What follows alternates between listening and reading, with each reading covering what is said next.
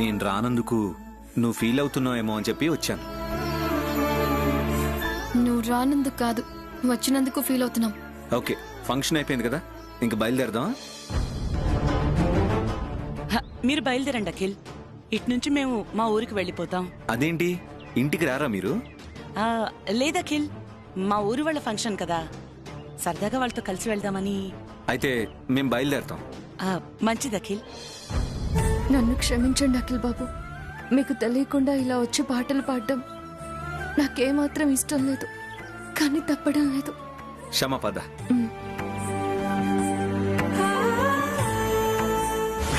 లేదా ఐశ్వర్య, నువ్వేదో పొరపాటు పడి ఉంటావు. అరుణ్ ఎప్పుడు అలాంటి తప్పు చేయడు. ఇప్పుడు చేశాడు మావయ్య గారు, ఇప్పుడు చేశాడు. ఎవరికి చెప్పుకోవాలి?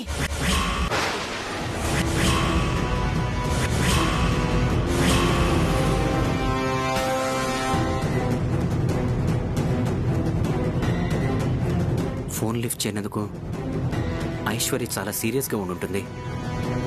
శ్యామాను దించడానికి వెళ్ళానన్న విషయం ఇప్పుడు చెప్తే ప్రాబ్లం ఉండదు కాబట్టి చెప్పేద్దాం. కానీ శ్యామ అంటే ఐశ్వర్యకి పడదు కదా. నువ్వు శ్యామాను దించడానికి వెళ్ళటం ఏంటి? నువ్వేమైనా డ్రైవర్వా అని గొడవ పెట్టుకుంటుందేమో. ఏం చేయాలి ఇప్పుడు? అదిగో వచ్చాడు మహానుభావుడు. కారు దిగకుండా ఏదో ఆలోచిస్తున్నాడు. బహుశా సాక్ష్యాలు లేకుండా చూస్తున్నాడేమో.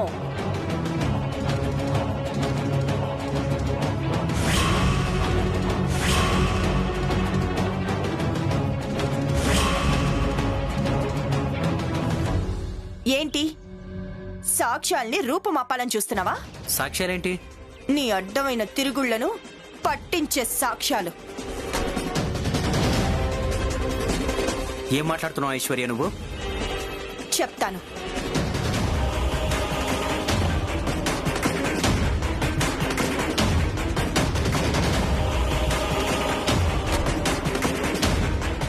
ఇదిగో ఇవే సాక్ష్యాలు.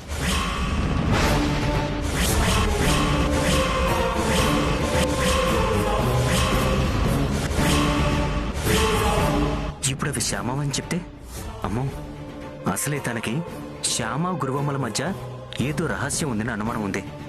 కాబట్టి ఇదే అదునుగా రచ్చ చేసి ఆ రహస్యాన్ని రాబట్టే ప్లాన్ చేస్తుంది. ఏం మాట్లాడకూడదు.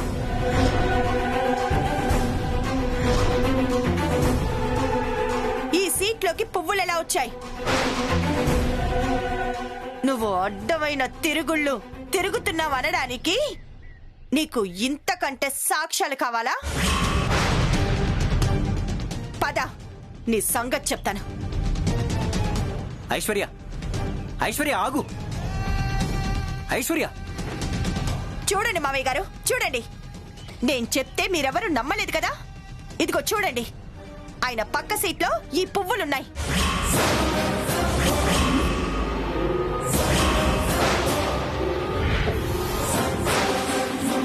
ఇప్పటికైనా నమ్ముతారా మీ అబ్బాయి శ్రీరామచంద్రుడు కాదు అని?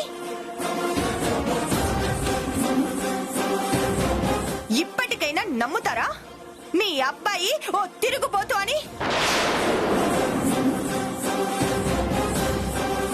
ఇప్పటికైనా నమ్ముతారా మీ అబ్బాయి? ఐశ్వర్య,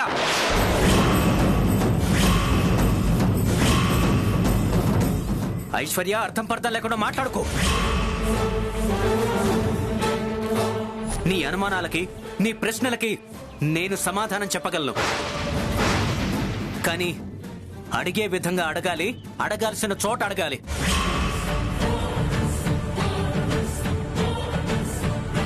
ఇలా అందరి ముందు భర్తని ప్రశ్నించడం సంస్కారం కాదు. ఇలాంటి తిరుగుళ్ళు తిరగటం సంస్కారమా? కార్లో అమ్మాయిలను ఎక్కించుకొని తిరగటం సంస్కారమా?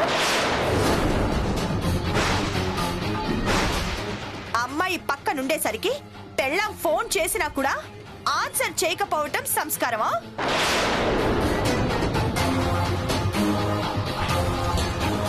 చెప్పు, సమాధానం చెప్పు. చెప్పలేవు. నువ్వు సమాధానం చెప్పలేవు.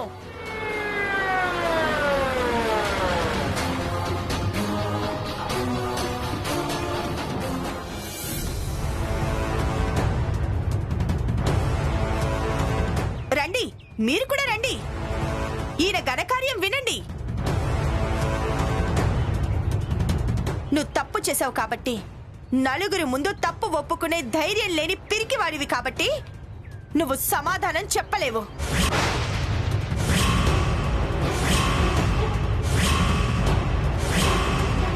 నువ్వు కారులో ఒక అమ్మాయిని ఎక్కించుకొని షికార్లు తిరిగొచ్చావు కాబట్టే సమాధానం చెప్పలేవు.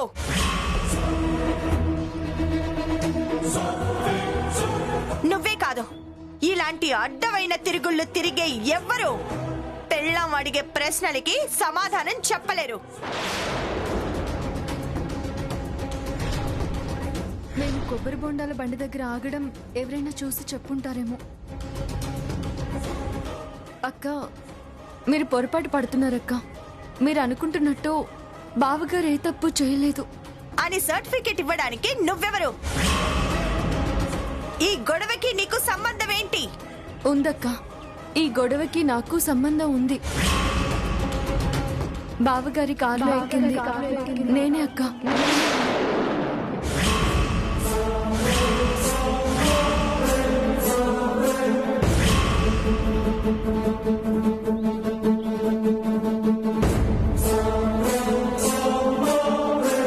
నువ్వా?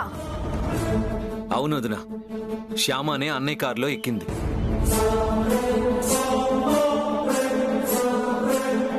శ్యామని నువ్వు తీసుకెళ్ళావు కదా? అవును, నేనే తీసుకెళ్ళాను. ఆ ఫంక్షన్కి వెళ్తూ ఉండగా ఆఫీస్ నుంచి నాకు ఫోన్ వచ్చింది. అర్జెంటుగా నేను సంతకాలు పెట్టాల్సి వచ్చింది. అందుకే అన్నయ్యకి ఫోన్ చేసి రమ్మన్నాను.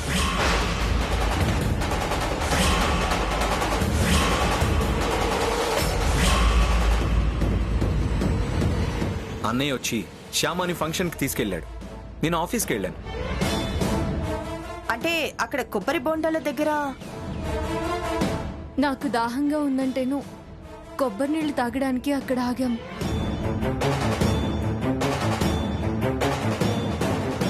అవునా? అయితే అప్పుడే మిమ్మల్ని మా ఫ్రెండ్ చూసి నాకు ఫోన్ చేసి ఉంటుంది.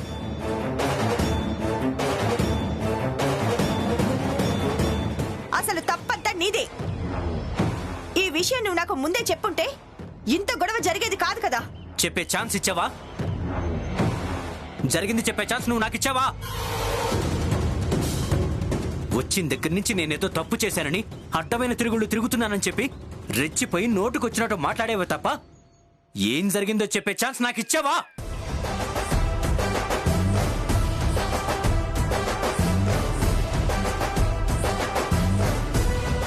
చూడు ఐశ్వర్య, ఇలాంటి విషయాల్లో ఎవరు ఏం చెప్తే అది నమ్మేయకూడదు.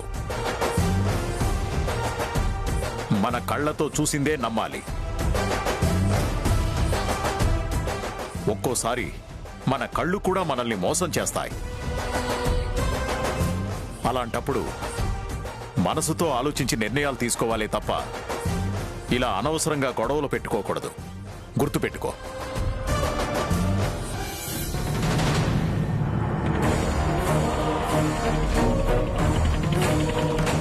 ఇంకెప్పుడు ఇలా ఆవేశంలో అరుణ్ గురించి ఏది పడితే అది మాట్లాడక ఐశ్వర్య.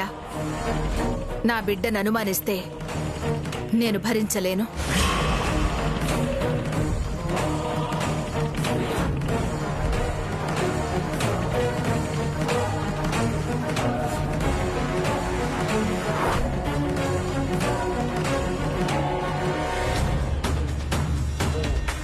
అయినా ఐశ్వర్య, ఇలాంటి విషయాలు భార్యాభర్తలు 4 గోడల మధ్య మాట్లాడుకోవాలే కానీ ఇలా నలుగురిలో మాట్లాడుకోకూడదు.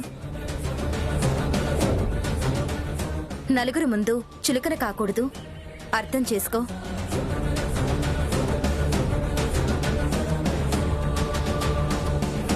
అయినా వదిన, అన్నయ్య ఎలాంటి వాడో నీకు తెలీదా? అసలు అలాంటి అన్నయ్యను అనుమానించాలని నీకెలా అనిపించింది? ఇంకెప్పుడు అన్నయ్య విషయంలో తొందరపడి ఇలా నోరు జారదొదినా. అక్క మీకు చెప్పే అంతటి దాన్ని కాను, కానీ ఒక్క మాట చెప్తాను వినండి. భార్యాభర్తల మధ్య ఇలాంటి అనుమానం రానేకూడదు. ఒక్కసారి వచ్చిందంటే ఆ అనుమానం పెనుభూతంగా మారి వాళ్ళ కాపురాన్ని కూల్చేస్తుంది.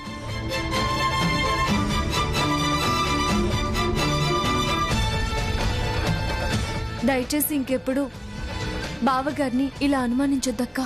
చాలు.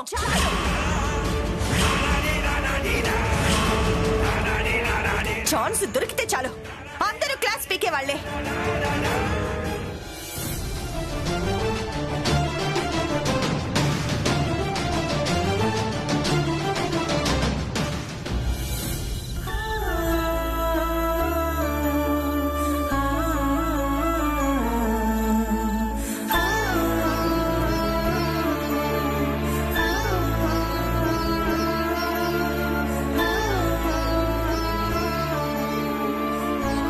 బావగారు,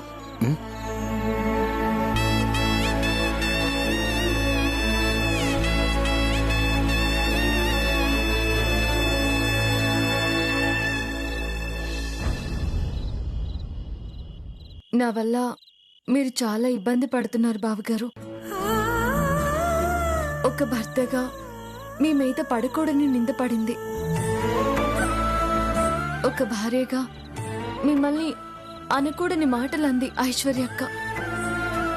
వీటన్నింటికీ కారణం నేను. నా గురించి, నా పాట గురించి బయట పెట్టడం ఇష్టం లేక మీరు అన్ని మాటలు పడ్డారు, అంతలా అవమానించబడ్డారు. నన్ను క్షమించండి బావగారు. శ్యామ, దయచేసి నన్ను క్షమించండి. శ్యామ, ఏంటిది? నువ్వు నన్ను క్షమాపణలు అడగటం ఏంటి? నీకోసం, నిన్ను రక్షించడం కోసం ఇలా మీ అన్నయ్య మాటలు పడుంటే ఇలా క్షమించమని అడిగేదానివా? నేను నీకు వరుసకి బావగారినే అయినా నా మనసుకి నువ్వు చెల్లెలతో సమానమమ్మా.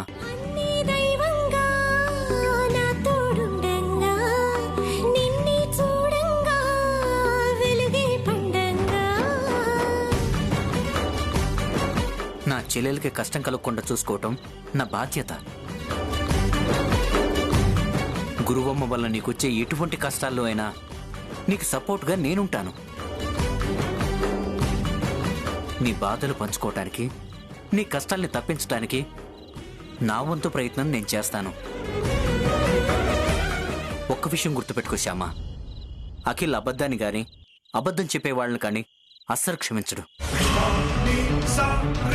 ఈ విషయం అఖిల్కి గాని, ఇంట్లో ఇంకెవరికైనా గాని పొరపాటును తెలిస్తే ఏమవుతుందో ఒక్కసారి ఆలోచించు. ఊహించని పరిణామాలు ఎదురవుతాయి. వీరంత త్వరగా నువ్వు ఈ సమస్య నుంచి బయటపడాలి. కానీ నిన్ను శాశ్వతంగా ఈ కష్టం నుంచి కాపాడాల్సింది నీ కన్నయ్య. కన్నయ్య,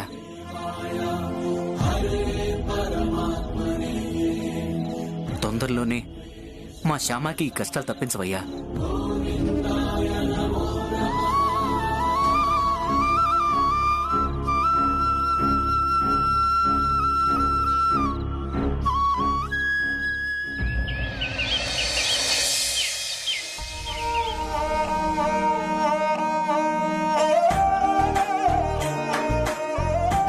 అమ్మ వైదేహి, శ్యామా, ఐశ్వర్య, అందరూ ఒకసారి ఇలా రండమ్మా. ఏంటి వసంత, నీ కోడళ్ళను మాత్రమే పిలుస్తున్నావు? దీపావళి పండుగ నువ్వు నీ కోడళ్ళు మాత్రమే చేసుకుందాం అనుకుంటున్నారా? అవును, నేను నా కోడళ్ళే పిండి వంటలు చేసుకుని పండగ చేసుకుందాం అనుకుంటున్నాం. ప్రతి సంవత్సరం మా పని అదే కదా. అలా ఉడుక్కోకోయ్, ఏదో సరదాగా అన్నాను అంతే. నేను మాత్రం నిజంగా ఉడుక్కున్నానా ఏంటి? సరదాగానే ఉడుక్కున్నాను. సర్లే, ఇంతకీ విషయం ఏంటో చెప్పు.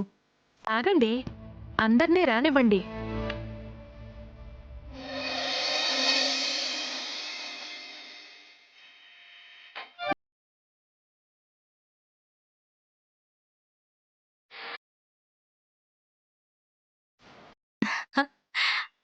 ఏంటత్తయ్య గారు పిలిచారు? చెప్తానమ్మా.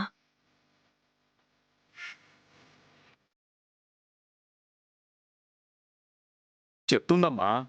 మీ అత్తగారు అన్ని విషయాలు కోడళ్ళకే చెప్తుంది, మాకేం చెప్పదు. ఈ మధ్య మీరు మా అత్తా కోడళ్ల విషయంలో తెగ కుళ్ళుకుంటున్నారు. నేను కుళ్ళుకుంటున్నానా? మీ అత్తా కోడళ్ళ విషయంలో నేను కుళ్ళుకోవడం ఏంటి? సరదాగా అన్నానులేండి. నేను కూడా సరదాగే కుళ్ళుకున్నాను. నిజంగా అనుకున్నావా ఏంటి?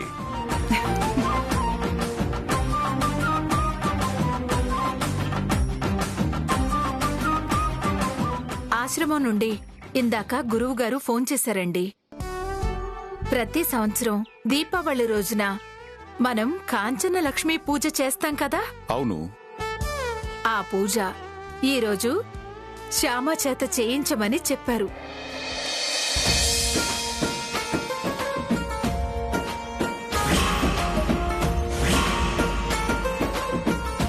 అవునా? శ్యామా చేత కాంచన లక్ష్మి పూజ చేయించమన్నారా? అవునండి. అదేంటత్తయ్య, ప్రతి సంవత్సరం దీపావళి రోజు ఆ కాంచన లక్ష్మి పూజ మీ చేతుల మీదుగానే జరిగేది కదా. ఈ సంవత్సరం ఎందుకు మార్చారు గురువుగారు? ఏదో కారణం లేదే గురువుగారు అలా మార్చరు కదా.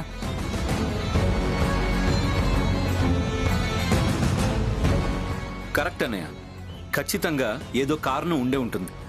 అందుకే శ్యామా చేత చేయించమని చెప్పుంటారు. అయినా గురువుగారు చెప్పింది చెప్పినట్టు చేయడం తప్ప ఎందుకు చెప్పారు ఏంటనేది డిస్కస్ చేయడం మనకు అలవాటు లేదు కదా. ఆయన చెప్పినట్టు శ్యామా చేత చేయిద్దాం. కరెక్ట్ గా చెప్పావమ్మా. అమ్మా శ్యామ, ఈ కాంచన లక్ష్మి పూజ చాలా భక్తి శ్రద్ధలతో చేయాలి. అలాగే అత్తయ్య గారు. పద్ధతి ప్రకారం చేయాలమ్మా. అలాగే అత్తయ్య గారు. భక్తి శ్రద్ధలతో పద్ధతిగా నిష్టగా ఈ రోజు ఈ పూజను చేస్తే అష్టైశ్వర్యాలతో ఇల్లు తొలతూగుతుంది.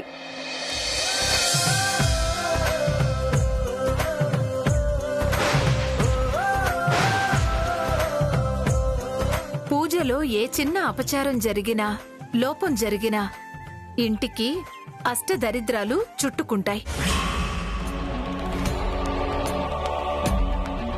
ఒకే ఒక్క ప్లాన్తో శ్యామతో సహా అందరినీ టార్గెట్ చేయొచ్చన్నమాట.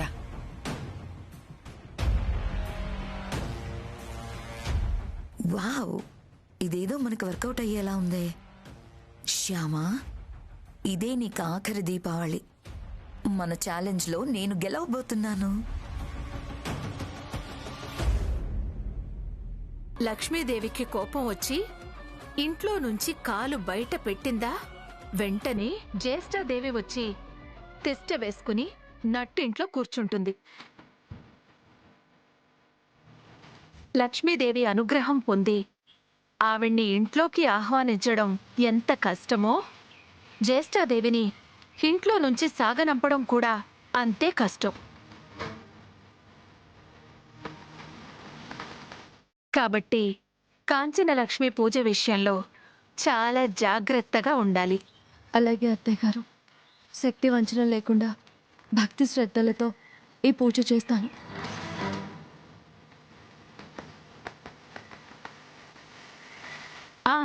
గురువుగారు ఇంకొక విషయం కూడా చెప్పారు. ఏంటి? మన ఇంట్లో జరిగే కాంచన లక్ష్మి పూజ చూడటానికి సీత అనే ఒక అమ్మాయి వస్తుందంట.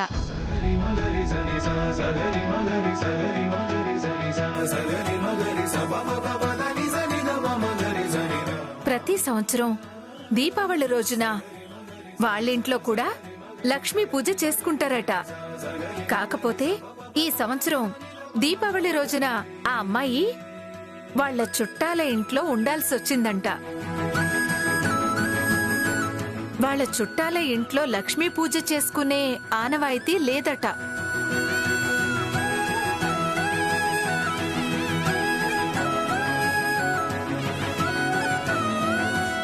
ఈ సంవత్సరం లక్ష్మీ పూజ చేసుకునే భాగ్యం లేదు అని ఆ అమ్మాయి ఫీల్ అవుతూ ఉంటే, పూజ చేస్తేనే కాదమ్మా, పూజ చూసినా కూడా ఫలితం దక్కుతుంది అని గురువుగారు చెప్పారట. ఆనంద గజపతి వర్మ గారి ఇంట్లో కాంచన లక్ష్మి పూజ చాలా వైభవంగా జరుగుతుంది. అక్కడికి వెళ్ళి ఆ పూజలో పాల్గొనమ్మా, నీకు ఫలితం దక్కుతుంది అని చెప్పి గురువుగారు పంపిస్తున్నారట. అవునా? అయితే ఈ సంవత్సరం దీపావళికి మన ఇంటికి ఒక గెస్ట్ వస్తున్నారన్నమాట. అవునండి. కొంపలో ఉన్న మనుషులు సరిపోనట్టుగా బయట నుంచి గెస్టులు రావడం ఒకటే.